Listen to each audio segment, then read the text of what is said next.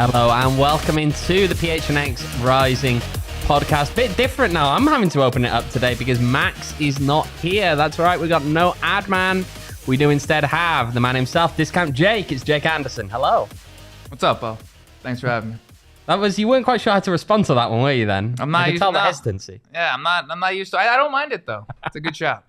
We haven't had you in for a... when did you last come into the studio? You came when I was away, didn't you? Yeah, I was looking back through my calendar. It was a Wednesday too, so it wasn't even a normal day. It was the day. It was July 5th. That's why, because July 4th was a Tuesday. Yes, no, that would make sense. That would make a lot of sense. But welcome in. We got a lot to talk about, and obviously not all of it's going to be good. We know what happened on the weekend. We should probably start there, shouldn't we? Phoenix Rising falling 1-0 against RGV. It was ugly. I know that I got off some steam on the pod and after the game on Twitter, kind of talking about weird things were just frustrating to watch that team. I know a lot of you guys who are in the chat now were in the chat then as well. And yeah, it was honestly just one of, I think, look, we could talk about where does it rank in terms of some of the worst performances we've seen. Unfortunately, over these last 2 years, it feels like we've been racking some of those up. But just coming off of a 5-0 win to then go and play so poorly away to RGV, it was just really, really disappointing to watch, wasn't it? Yeah, and when our group text with Jose Bosch, I said it was a snooze fest, and it wasn't an exciting game at all. The chance creation was lacking. And against a team like RGV that just isn't a good team, like it's a team that you absolutely have to get a result against, at least a point, especially as we get into the latter stages of the season. You're fighting for a playoff spot, and these are the tiny bit teams where you can no longer afford to drop points because you do have other teams coming up that you almost expected to drop points against or expect to. So now you have to get those points to come back from somewhere, but it all comes down to what we've seen this all year. It's just inconsistent performances. And when the performance is not even... like, it's one thing if you had 30 shots, hit the post twice, you're testing the keeper left and right.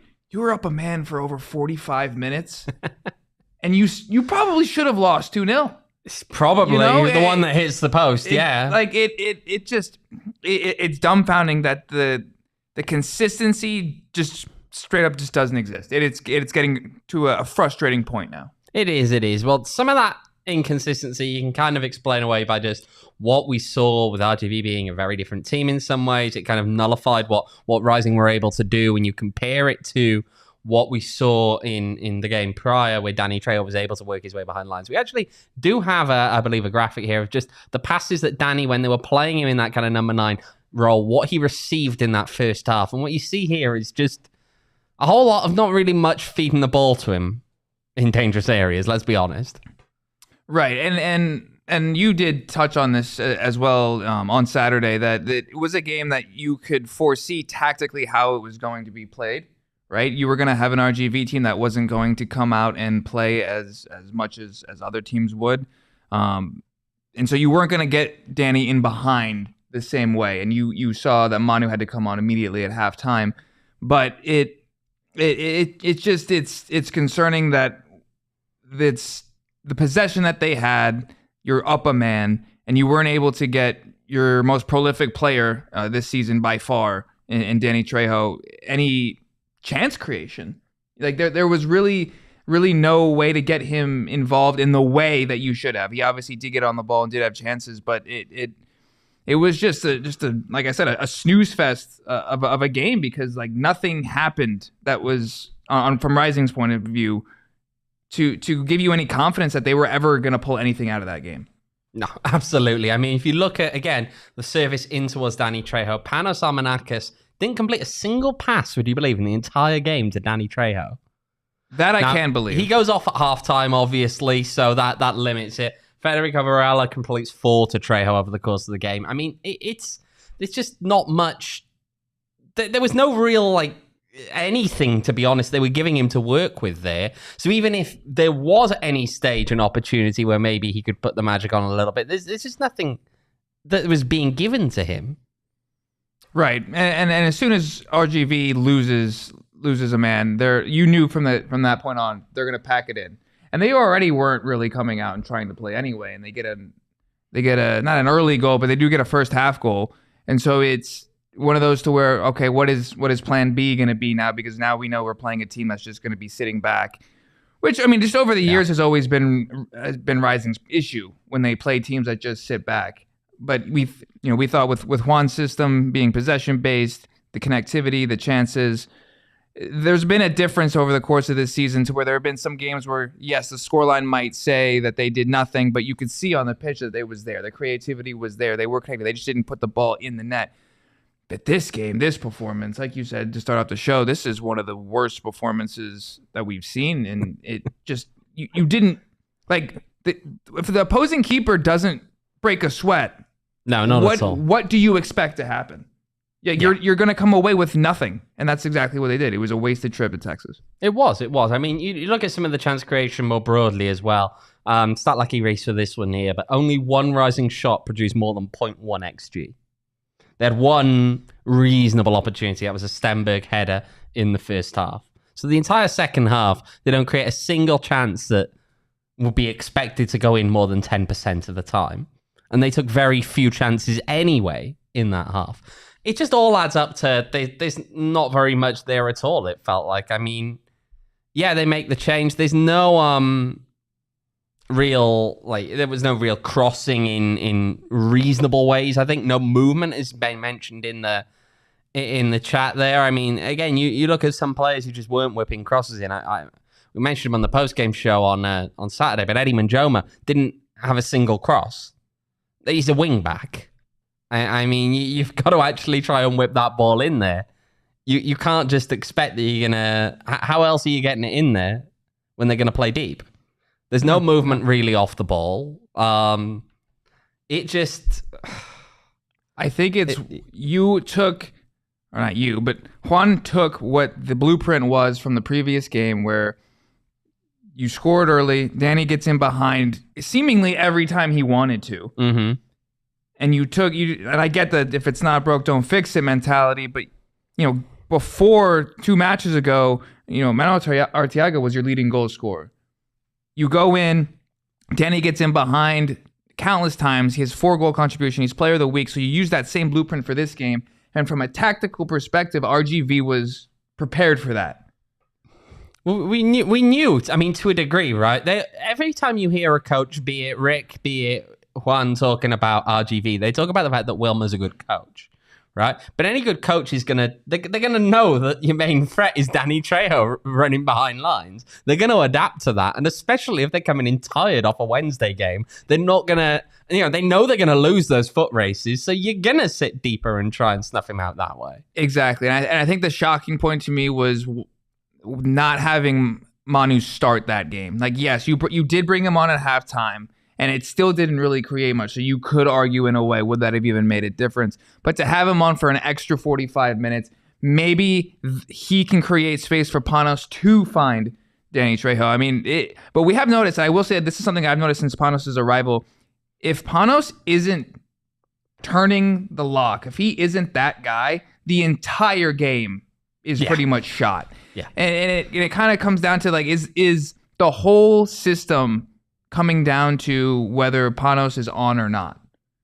Like, is this what this team comes down to? If Panos is not having a game, is the team pretty much going to have to find something from somewhere? That's the thing, right? They struggle when the opposition aren't really fearing Panos in a certain game. They do struggle, right? And other teams have feared Panos in particular because, I mean, you look at his stats, you look at him as one of the top assists creators in the league, one of the top chance creators in the league as well, despite the fact that he's had to move teams partway through the season as well.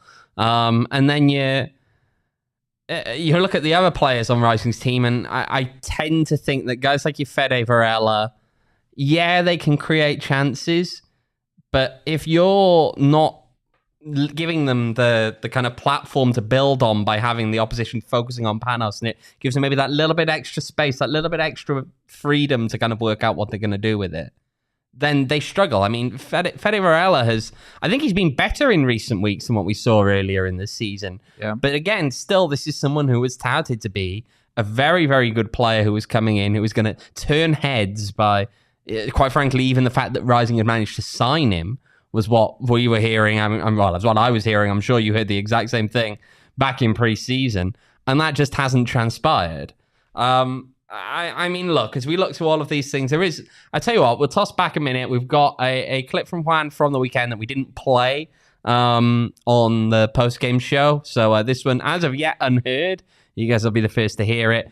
And he kind of talks about just some of the struggles they had there, that maybe the lack of urgency and all of that. Let's have a listen. What bothers me more is the performance and not so much, the result hurts. And the results, it should have been a win over here. We came over here to win. But you cannot win with a performance like this. So it has to be better. The guys are trying, but the execution, it wasn't clean today. The executions was not clean. The decision-making at times was not good. So it's more of that. We needed more urgency at times. We were going forward. There's will, there's hard work. But you got to connect the will, the hard work with urgency, with good decision-making, with good technical executions and tactical understanding. And when you connect those, you put yourself in a position to have a good performance that leads to a good result. Tonight we were lacking a few of those, and that's why the result was what it was. Yeah, I mean, it's interesting, right? Because you hear, and part of the reason I wanted to play this, right, is that I feel as though there's a bit of a disconnect here behind what Juan is saying there and what a lot of people have been kind of throwing at the players about a lack of effort and all of that. Look, I wouldn't go so far as to say it's a lack of effort. I think that's often one of the lazier kind of tropes that gets thrown out there. They're pros. There's always effort. Yeah. But at the same time, it was poor, right? I mean, quite where you draw that line between those two is always an interesting one.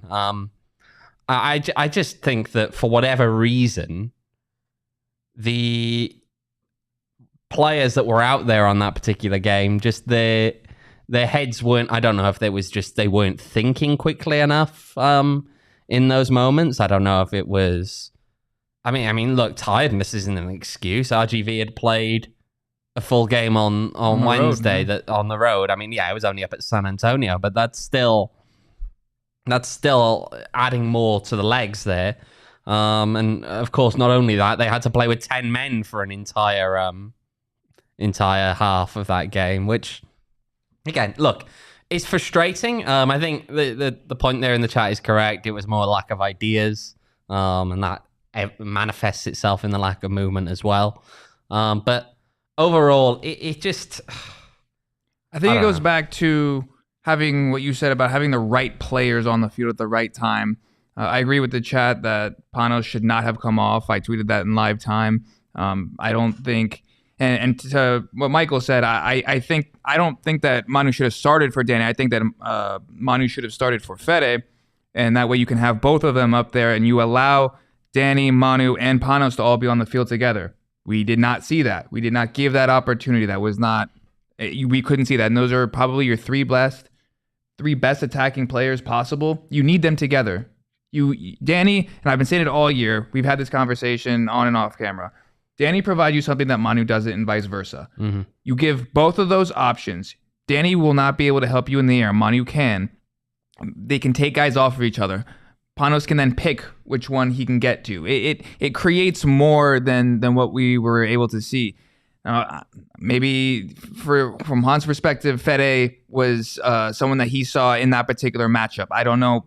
Back to what you said about when he was signed, I will say Fede has been rather disappointing because I did have someone within Phoenix Rising's organization send me a graphic that showed that they rated him as the 5th best passer in the entire world according to their metrics, and up there was Neymar. I mean, this is a guy that they thought is one of the best players in the world in terms of who they could get, and I haven't seen that. You got to take that with a pinch of salt, of course. I think that's what we've seen. Exactly. Has proven that in some ways. But maybe you're just trying to give the guy confidence, because that's something that any footballer can't play without. If you don't have it, no matter how skilled you are, if you don't have confidence, you're never going to perform. So maybe that was the option and the chance that they were trying to give to Fede, but I would be highly doubtful to see Panos not play 90 minutes this upcoming weekend. I tend to agree. You know what, Michael, I've got some views on what you're putting in the chat there, but we'll get to that in a minute as we talk more about the consistency or lack thereof from this team, because first of all, we've got to talk instead about our good friends at Circle K. You can check out your local Circle K. They got coffee, beer, snacks, good gas. I mean, we've stopped at the Circle K by here, I believe, once, haven't we? Probably. I'm sure. Yeah. But I have quite a few there's one times. literally right down by here from our studio. After D-backs games, I've had to go over there. There we go. So make sure to head on down there as well. I know a lot of you probably still have some of those gas cards actually that they were giving out at the game probably about a month or so ago. They were giving out gas cards, so I'm making the most of it. I'm down there getting my 10 cents off a gallon. Oh, and the new ad man. Yeah, I am the new ad man, apparently. But make sure as well, when you hop in there, of course, you can pick up a Polar Pop. They stay cold longer. It is very hot out there, so make sure that you are staying cool with a Polar Pop. And you can get a buy one, get one free offer on those 32-ounce Polar Pops. Make sure you're not missing out. Text PHNX to 31310 to join the SMS subscriber club, and you get that buy one, get one free offer on those Polar Pops. There. Yeah, I'm getting some stick in the chat now. This is great. I feel like Max, but I am, of course, also, while we're here, enjoying the Four Peaks. And rumor has it that Max will be showing up for a certain bus to a certain Nevada city on Saturday, and he may be owing some alcohol. So he will be bringing a box or maybe more of Four Peaks. He promised on Saturday he would do so. I'm going to hold him to that. And yeah, make sure as well if you are doing so. We got the Sunbrew here. We got the green tea shots there as well. There's plenty more. That lager, it's a nice one, actually, the green tea shot one. Max always talks at end about that one. I've had it here with him. It's definitely it's not bad. It's different, definitely different, but that's not a bad thing. It's much like, I mean, look, when you look at Kilt Lifter, you can't get something like that really at any of the other Arizona breweries here. So always make sure to stock up on your Four Peaks. Of course, WoW. I haven't even mentioned WoW because Max doesn't stock up the fridge with WoWs here, unfortunately. We need some more WoWs. Max, if you're listening, and I'm sure you are, more WoWs in the fridge. We need them. I don't want to just be drinking the Suns Brew as much as I do enjoy that one as well. Make sure to check out Four Peaks Brew or Four Peaks Pub on social media to keep up with their latest on Arizona's hometown brewery. You must be 21 or older to drink Four Peaks, and remember to please drink responsibly. Right. Let's talk about consistency and what we've not been seeing. Yeah. And Reese, no, we're not adding my name to the jingle now. Max is in the jingle. Right, we need to talk about consistency and the lack thereof that we've seen from Phoenix Rising. To me, and this is where actually, if we go a little bit back further up in the chat, I know Michael was kind of commenting on, where is it now? But you can't mess with yours. A little bit further down, please, producer. Yeah, he said you can't mess with your attack after a 5-goal game. Yeah. Where is it? There. You can't mess with your attack after a 5-goal game. I somewhat disagree because I think that's presuming that every team approaches games in a similar way in this league, which they don't. And that's where some of my concern comes in. And I know I've said this before, but I'm going to reiterate it now.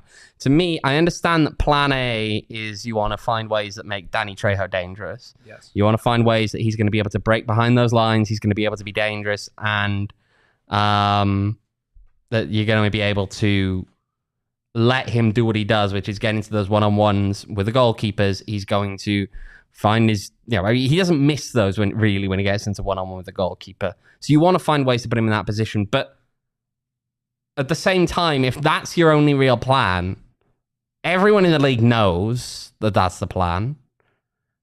There are teams like RGV that can defend quite stoutly there, and do.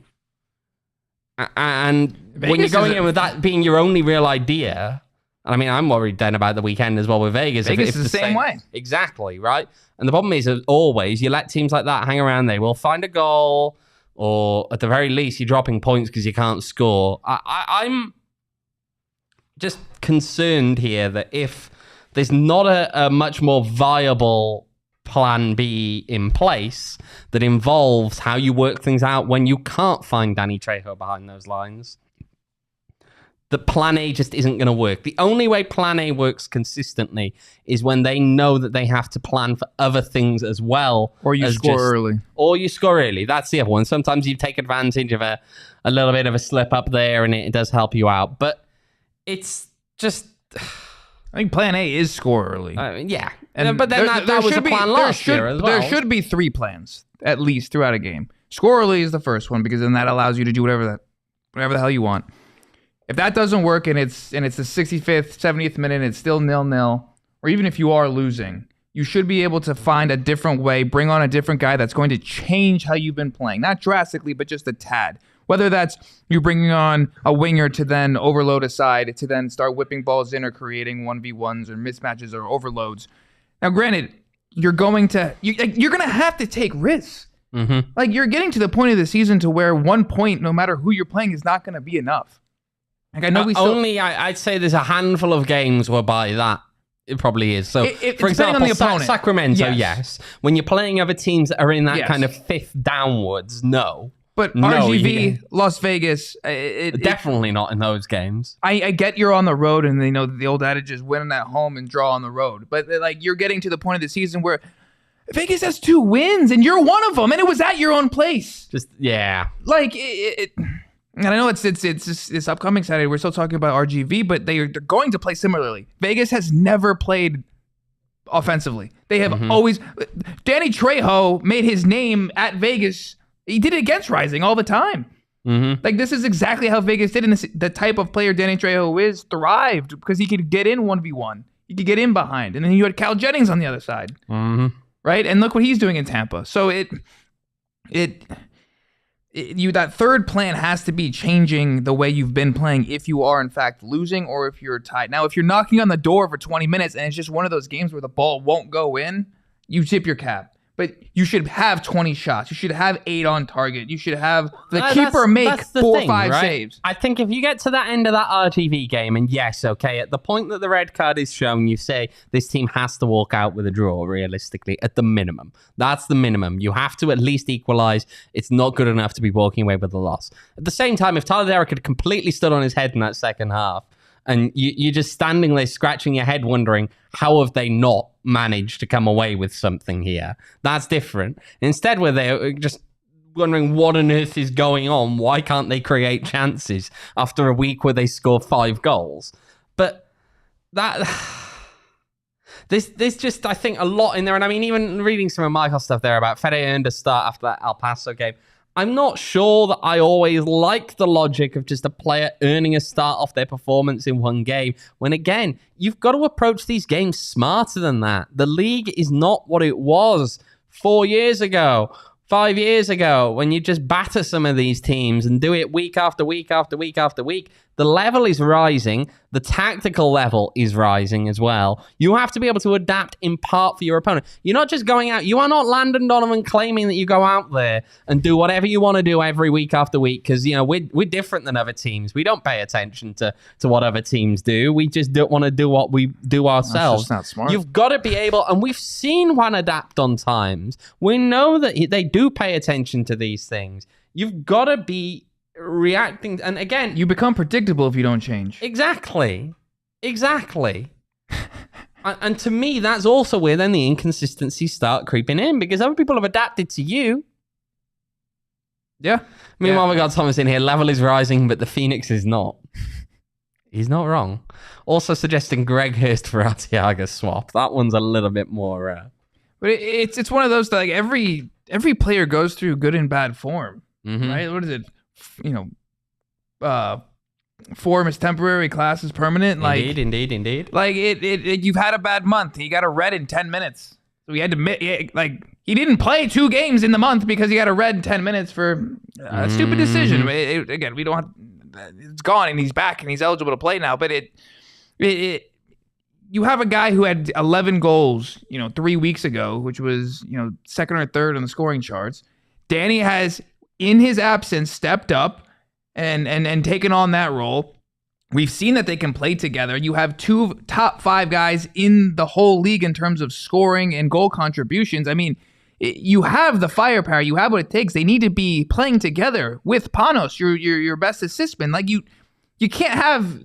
You're losing, and you had an opportunity to have your best 3 offensive players together, and you, for whatever reason, didn't take that opportunity. It has to be done now going forward. And if that doesn't work, then you can throw out the kitchen sink and figure something out. But what you said about Eddie not having a cross in he goes up more so than I've seen Darnell go up in the last few weeks, and it's just, and then we know, and it was weird to see when Eddie scored a couple weeks ago. That was only his second goal of the whole year. It felt like he had scored more, right? But it's because of that shows mentally to us how often he's involved in the attack. If he's not involved, if Panos isn't involved, you're going to get a performance that you got at RGV. Yeah.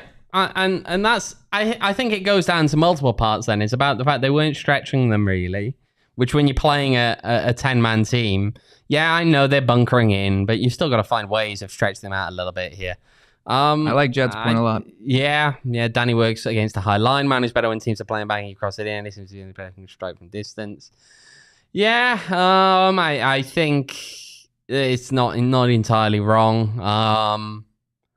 Look, it's just one of those things whereby, again, and Michael, I'm going back to the point I feel like we've been making here quite a bit in here, whereby you've got to take each game on their own merits and not always assume that everything from other games is always relevant here. I mean, we've played them together before, it didn't work right, but again, if you know that Danny trying to get him behind isn't going to work, then yeah. I mean, at that point, what you're doing is just kind of headbutting a wall, hoping that eventually that's going to knock it down. You're not. You're going to be falling on the flat ground concussed well before that point. But Danny can go out wide. Danny can drop in and play as a 10 underneath Arteaga, and you could play with a double 10 with Panos. Like, you can do some different things to try to get Danny involved, to use his pace, to use his ability to beat guys 1v1, sucks in another defender, and then opens up space for an overlapping Eddie, or maybe Manu gets him behind. Like there are different things you can do with these guys to try to do different attacking options, because at the end of the day, right, and again, we've had 2 games where they scored 11 goals, but Rising is what, the 6th highest scoring team in the league? Like it's kind of dumbfounding when you realize like they are, and I think it's 4th in the West.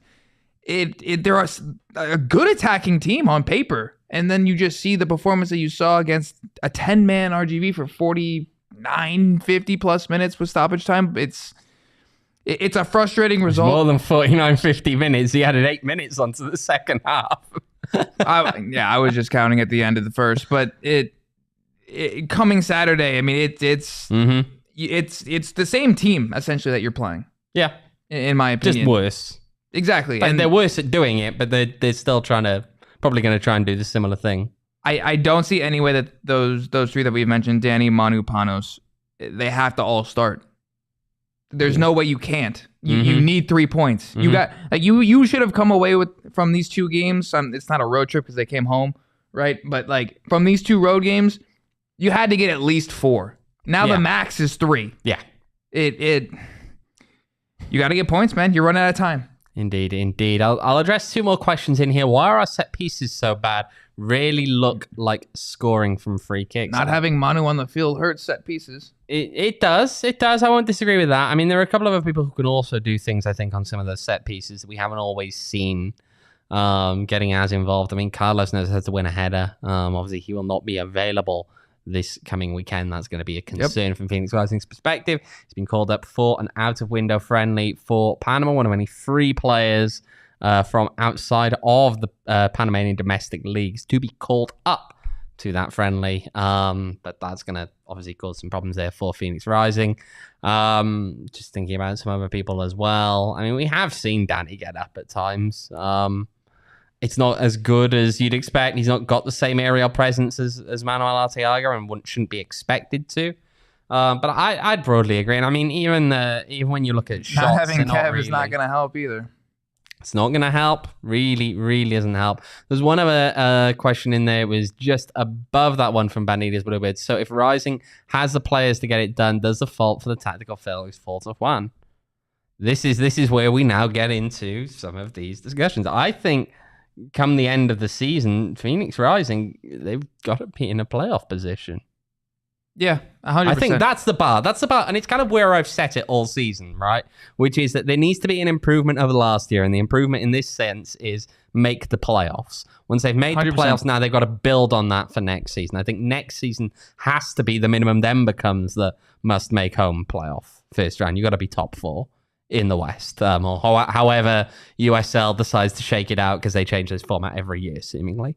Yeah. But I mean, the table's still pretty tight. It is. It's incredibly tight. I mean, after the top 2 or 3 teams, maybe it's even top 4 teams, there's so much there that there's so little between the teams. So many people that you're wondering as you look at it. This team could finish 4th, or they could finish 11th. And there's not a whole lot between any of those. I mean, 4th place at the moment, 9 points actually separate 4th place and 11th place. Exactly.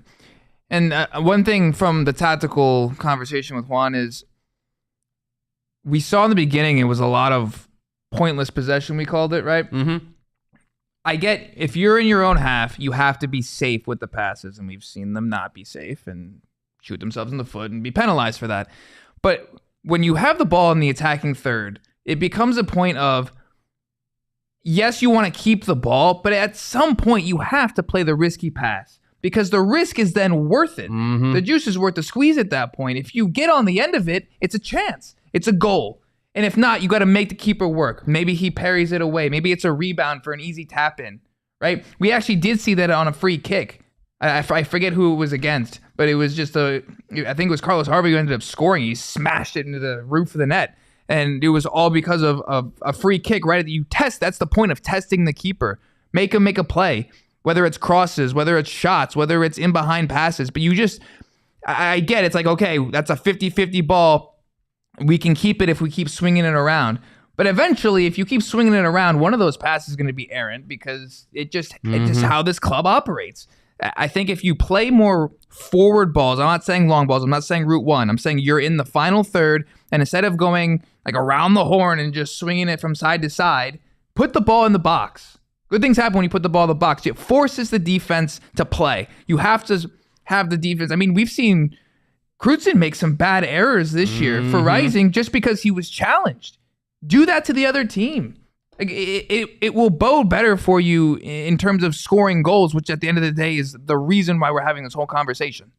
Indeed. I mean, he's pointed out there, Juan's 1-year anniversary today. Wow. So is it really? Yeah, that does sound about right, actually. I'm pretty sure he's appointed on the 22nd last year. So, yes, that would be correct. It's a year. It would make sense because today's Tuesday, and I remember ASU's press conference for football was happening, and those were always on Mondays. Mm-hmm. On August 22nd, 2022, Phoenix Rising FC named Juan Guerra as its new coach after finalizing an agreement with Oakland Roots. What a trade that was. It has been a year. It has been a whole year. I still feel like we've seen some improvement from this point last year, though. Oh, 100%. I was literally just about to say they're better than they were a year ago, but they're not as good as I thought they'd be. I know. It's interesting again because I just think, yeah, we saw this team. We saw some of the players signed. I think there was a lot of optimism around some of the signings. I mean, we constantly bring up Fede, but it's not just Fede. I think overall, some of these players are better than some of the performances that we've seen from them. Paper. Mm-hmm. This team should be in the top of the table. Maybe not in first, but definitely in the top 4. Yeah, 100%. They should be hosting a playoff game based on how skilled they are on paper. And if you look where they are in the tables, in the charts, in terms of Rocco's one of the best keepers in the league. Danny is the leading goal scorer, and I think is in 3rd place or 2nd place. In terms of goal contributions, he's in 2nd. I mean, we got all these players that equal everything that would tell you that the team is successful, but then you look at the table and you're like, this is the most mediocre team. Like, they're just the definition of average. They're good one week, they're awful the next. At home, away, I don't know which team's going to show up. Yeah. I wasn't going to engage anymore, Michael. I'm sorry, but I am going to have to here. The only way you're going to beat a team that's going to sit back and defend is off a counter. They were never going to commit numbers to let you get a counter off. How do you counter a team looking to counter? That was them. They weren't looking to hugely possess the ball. They weren't looking to commit numbers. You saw, especially in that second half, there were times when the ball would go up and they'd just be like, oh, we'll send 1 or 2 people, everyone else just stay back. How are you going to catch that on a counter? You're not. That's the whole point of defending in numbers, is to not get caught on the counter. Anyway, right. Right. That's the decision you make as RGV. It's, we are going to forego trying to score so that we do not get scored on. Yeah. And we'll pick our moments to go forward if we can see a moment to find. And they had a shot from midfield that almost went in. I thought it was in live time. It was incredibly close. I thought as the ball came off his foot, I was concerned looking down from the RGV press box. I was concerned that was very, very close. And you could tell immediately, like, Rocco's not going to get to this. Anyway. But no, Michael, but that's why it's so difficult to score with so many guys playing deep. That's why, in my opinion, having taller players when a team is sitting back is pretty much the only way you can go about it, because you need to get the ball in the air, you need a cross, and you need to whip it back across the face of goal. Get the ball moving quickly, get defenders moving side to side, find those little pockets. But it's very hard because you have to be perfect and it has to be one touch. And that's why it's so difficult. But at the same time, if you play like that, like RGV, they're not going to score either. That is the balance of it. I feel like Michael is really kind of riling us up a little bit here. He's still Michael's upset okay. He's still upset about the loss of Spurs. He probably is. That Max isn't even here for Max here to celebrate. Yeah. I'm doing it for you, Max. He's doing it for you. But you know what? If you need to chill out, I don't know. Why are we talking about Atlanta United? Why have we got someone in here chatting about Atlanta United? And Atlanta United too. Anyway, but right, if you do need to, if Michael's getting you too riled up here and you do need to chill out a little bit, oh geez. They got the mixed bags. You got the fruits, the red apple, the watermelon, the peach. You got the creams, the blackberries and cream, the orange creamsicle, the peaches and cream. Those bags, those mixed bags, you can actually, we've got a special deal on at the moment. So being a PHNX listener, just got a whole lot sweeter thanks to our buds at OG's Brands right now through August 31st. You can get 25% off 100 milligram bags of the fruits and the creams at all Arizona The Flower Shop locations. All you have to do is go to theflowershopusa.com, place an online order, and use discount code PHNX at the checkout. Then head to your nearest The Flower Shop location to pick up. That's right, this deal is exclusive to our PHNX listeners, and reminder, it's available only for online orders that are picked up in person. And Jake, you might want to go and make the most of this when you get off here. But discount code PHNX is active until August the 31st. So go on, don't miss out, and get around to flavoring life with OGs. Yeah. Jake, are you going to make the most of that one? I might. He might. We'll see. He might. He's not committing right now, but rumor has it he may be about to go out and go on his laptop when he gets off the show. But anyway, something else you can take advantage of course, Valley Tap Room. If the club happens to cancel a watch party again, Valley Tap Room. It's a great place to go and watch games. I know we've had people out there before. We had the watch party, the double-header watch party, actually, with the US Women's National Team, Phoenix Rising. I'm sure Max will have something in the works at some point soon. Get people out, get people there, drinking again. They've got a great beer selection, 30-odd beers there. They've got wine around the corner as well, some really good stuff there. They've got a small kind of snack menu there as well, and there's other places to eat around there. It's a really great time. We always have a good time there with Donald, drinking lots of beers as we normally do. On a Tuesday, if we don't have a podcast, we often head on down there and do trivia. Maybe next week? I don't know. We'll have to see. Next week's going to be a bit of a weird one, but we'll see. So Valley Tap Room, they've also got happy hour as well. There's often karaoke there. There's loads of fun stuff they do there. Make sure, go and check them out on Instagram, Valley Tap Room, and visit them off the 202 and Gilbert. Right. Let's have a look around USL. Let's have a look. Have a look around USL. There's a few games coming up tomorrow. Hartford Athletic taking on Pittsburgh Riverhounds. What are we thinking? Pittsburgh going to bounce back from that Orange County loss? Pittsburgh's at home. I don't know how you beat them. It's at Hartford, this game. Probably. Hartford's abysmal. Cracking insight from Jake Anderson. They're not good. What do you want me to say? You're not wrong. Birmingham Legion now. They're going up to Tulsa. A Tulsa side that have struggled as of recent. Birmingham Legion, of course, getting a result recently. Well, they've been all right, I think. They've been a really weird up and down team, though, haven't they, Legion? Yeah, they started off great, and now they're kind of all over the place. But Tulsa is very inconsistent. I don't know who shows up, what version of Tulsa shows up. I take Legion in that, but it's hard to not with a great deal of confidence. Meanwhile, you've got Mark Lowry's Indy 11 side heading to Memphis, another team. I mean, Memphis have been pretty inconsistent as well at times this year. Indy seem to be on the up. That'd be a good game, actually. Indeed, that is actually the game of the week on the radio side, and of course, the token Western Conference matchup here: New Mexico United hosting Oakland Roots. So here's the question, really. As you look at that game, what result do you think there is the best for Phoenix Rising? Draw, you've got both sides dropping points. I'm leaning towards, I think anything other than New Mexico win is a reasonable result for Phoenix Rising. Because yes, Oakland will start to pull away a little bit more maybe if they win.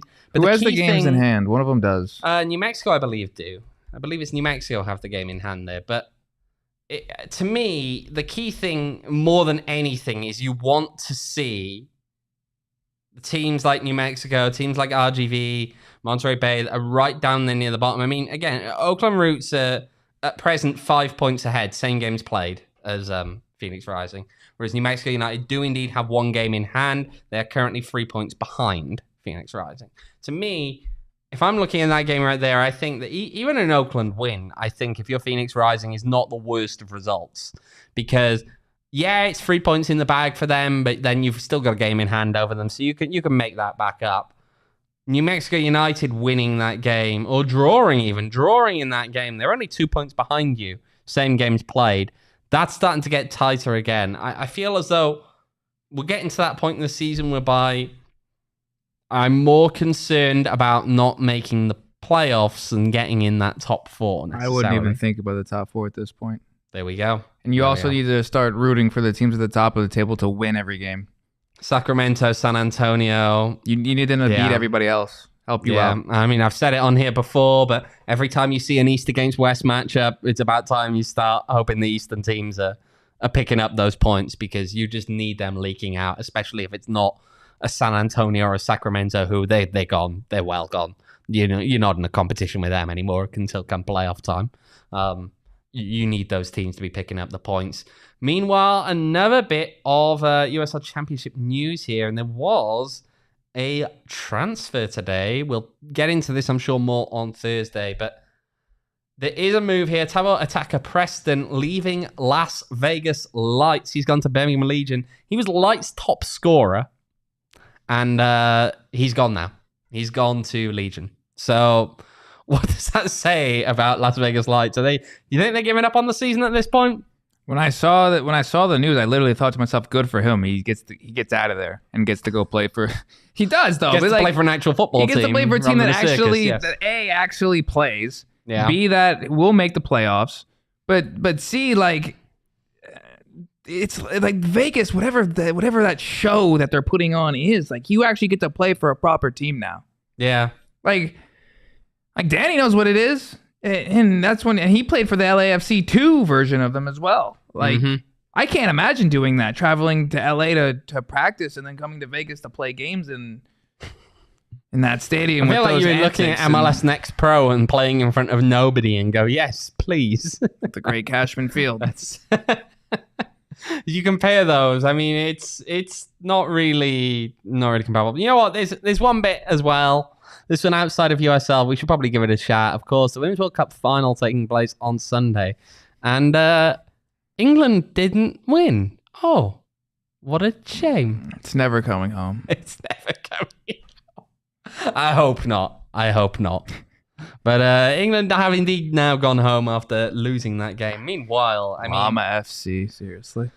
I tell you what, it's interesting how you get to the end of a game like that. And normally, right, I am the first one to. I am happy there, enjoying watching England lose, always, right? I mean, I tweeted this on Sunday morning that it was taking a lot of restraint for me to not start going out with the Englands going home and waking the whole of the hotel up. But at the same time, it feels as though we can't have nice things, can we? And shout out to Jose Bosch as well for winning our Women's World Cup competition. What's he win, by the way? Max is getting some stuff. Oh, okay. Max is putting a prize pack together of some variety. Are you mailing it to him? You'll have to ask Max. I can't give you those details. I don't know. Okay. You'll have to ask Max. Rumor has it, maybe if there's stuff he can't mail, he'll just have to give it to you instead, perhaps. Ooh, This okay. tribute. No, he's absolutely going to hate me for saying that one, but I'll say it nonetheless. But it feels as though, like, England, you see them losing. Of course, you can't have nice things. The Spanish is a side that it's just embroiled in controversy going into the game, even more so since. I mean, it's just awful that is overshadowing what was. I mean, from pretty much everyone you read say it was a phenomenal game of football. And it's overshadowed by inappropriate actions from a senior federation, I mean, it's the president in this case, isn't it? Yeah. Who is now effectively having the top man, being criticized by the prime minister of their country, by multiple other people, by the world at large, FIFA accepted, who apparently haven't yet bothered to even say anything, for actions that were just completely, honestly unforgivable in those moments. It's weird. It's weird, man. Like, straight up, I get there are some cultural differences, but yeah, but not that. You know, and I was about to say, like I'm Italian, right? We kiss each other on the cheek, but on the lips, national stage, in a moment that's probably one of the best moments of her entire life. I would have to assume. I mean, there could be others, but it's.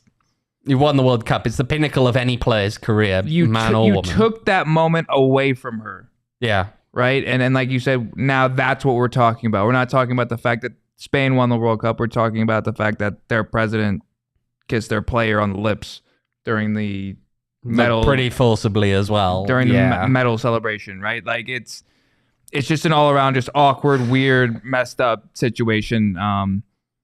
You hope things go the way they should, but as we've seen from FIFA, and I don't even know legally if any, like, who's in charge, right? Like this is the whole thing with FIFA. Like, they're not governed by any law. Like, they are just. It's Swiss law, and that's about it. But Swiss law is like incredibly. It's like a private company that. It's like a private government, effectively. In a lot of ways. Essentially. Like there's no one that's gonna come down with a hammer and be like, you have to resign or you have to do this. And the problem is then, if the Spanish government start getting quite heavy-handed, FIFA start getting heavy-handed to them about, well, you can't do that, and try and remove him. Look, it was. I don't expect anything to happen, and that's sad to say. That is disappointing. I mean, but I wouldn't be shocked. The thing about it, right, is the only way I see anything happening, and this is unfortunate, is he won't be taken down for the fact that he's done those things. He'll be taken down because other people who will think that it is politically opportune to take him down will use this as an excuse to take him down. But it won't be because he's done something wrong. It'll be because of people such as a certain former Spanish international goalkeeper who was once running against him in the presidential race for that particular association, is now tweeting about how it's disgusting and needs to step down. But it doesn't feel genuine. It's just politics again, and unfortunately, this is the way that. I mean, it makes you wonder, of course, because again, you go into this tournament and there was all the fuss around Spanish players, some of whom refusing to go there, and I mean, how much does that take to refuse a call up to refuse to take part in the national team going into a World Cup because of disagreements around the coach? They still end up winning it. Which tells you about the talent on that team, the talent that the players have, and especially, again, you see the football they're playing, and it is. I mean, it's classic Spain, right? It's just possession football. They will pass you to death and they will find a way to win. Death by 1,000 passes. Exactly, but it works. And just, again, to have all of this completely overshadowed by everything that they have going into the tournament and all the issues with the coach, then you have the whole, like, you know, the Spanish Federation Twitter tweeting out after the game as well, the Vilda in, which is just feels like an incredibly unnecessary jab at players who, including some of those who played in this game, ultimately were protesting against him at times. And then everything else that happens afterwards, it's just made an utter shambles of something that should be, in all honesty, just, again, it's the pinnacle of those players' careers after winning the World Cup. I mean, you're a world champion, right? That's how many players do you know who have reached incredibly high heights and never get the chance to say things like that? Who don't get a chance to play in that. Don't even get exactly. I mean, look at from a Phoenix Rising perspective. Look at Didier Drogba. Yeah, he never got to play in that game. Yeah, and she gets to play in that game. She wins that game. What did he say? I know it's through a translation, but he said he was caught up in the moment. Oh, it's that kind of right. And I'm sure he's not sober, right? Oh, he didn't look sober, which doesn't help. Oh, he looked like he was completely off his face. And so it's just, yeah. And I think the sad part is I don't expect anything to happen. No. And I don't agree with it. I don't think it's right, but it's the fact that we've gotten to this point to where it's just like, who is in charge? Mm-hmm. There really is no governing body, and it would have to be, like you said, opportunistic politics to do it, which is possible in this day and age. So I guess we'll see. But yeah, it's just unfortunate that the pinnacle of their careers, that team, everything that they had gone through coming into the tournament itself is now all overshadowed by their FA president. Yeah. Well, that's a lovely negative point to end on, but that's pretty much where we are starting to draw to our conclusion. Make sure, again, of course, we'll be back on Thursday, 6 o'clock. You know where, you know when. We'll be talking about Las Vegas Lights and how they move on now, of course, with their top goal scorer having left, how they're going to come out, what we're going to expect to see, how we should expect Phoenix Rising to try and take them down. Of course, remember, if you are not making the trip up to Vegas, you can catch the PHNX Rising pregame show on Arizona's Family Sports. We'll be there half hour before the start of that game against Vegas on Saturday. And of course, you can explore not just PHNX Rising, but looking around the entire PHNX landscape here. We've got a lot of stuff going on across all of our beats. Make sure to check out gophnx.com. You can sign up as well to be a diehard, join the Discord, check out some exclusive content from different beats. All the teams are covering them all, the Cardinals, the Suns, the D-backs, of course, as we got producer Sean here is, I'm sure, going to tell us about the D-backs. Are they back? Sean? We are indeed back. They are indeed Gallen back. had 3 strikeouts in the first inning, and PHNX D-Plus will be live as soon as that game's over. So there we go. The D-backs are back. The D-backs are back. You can, of course, get merch as well. We got plenty of merch. Check it out at the PHNX Locker. Go to phnxlocker.com. All right. Well, Jake, thank you for taking the time. Thanks for having me. Swing in here, and I'm sure we're going to see you again on Thursday, yeah? Yeah, that's the plan. That's the plan. So make sure to join us again on Thursday at 6 o'clock. And until then, remember, when you're ready to say cheers, don't forget, Max is buying beers.